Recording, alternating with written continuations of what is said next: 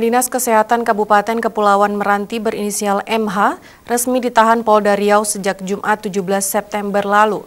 Penahanan pejabat daerah tersebut dikarenakan diduga melakukan penyelewengan 3.000 alat rapid test antigen yang merupakan hibah dari Kementerian Kesehatan dengan tidak melaporkan dan mengenakan tarif tertentu kepada penerima Kapolda Riau Irjen Polisi Agung Setia Imam Effendi pada hari Senin.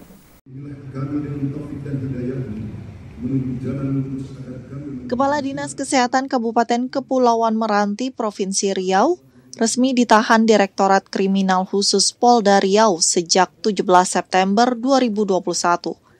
Pejabat yang berinisial MH tersebut diduga telah melakukan penyelewengan 3.000 alat rapid test antigen yang merupakan hibah dari Kementerian Kesehatan Republik Indonesia sejak tahun 2020 yang lalu.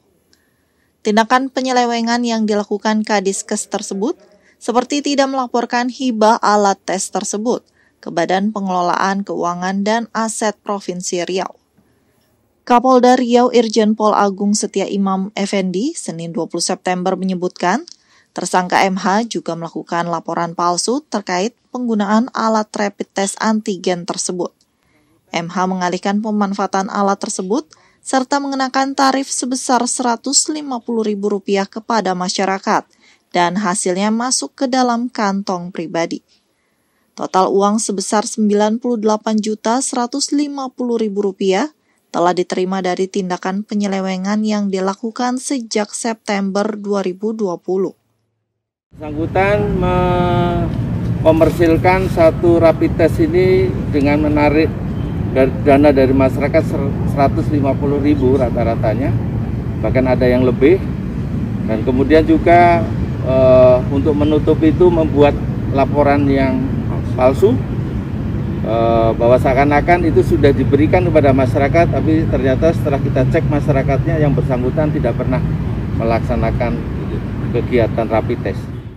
Kadiskes Kabupaten Kepulauan Meranti yang kini ditahan di Mapolda Riau terancam hukuman 5 hingga 20 tahun akibat perbuatannya.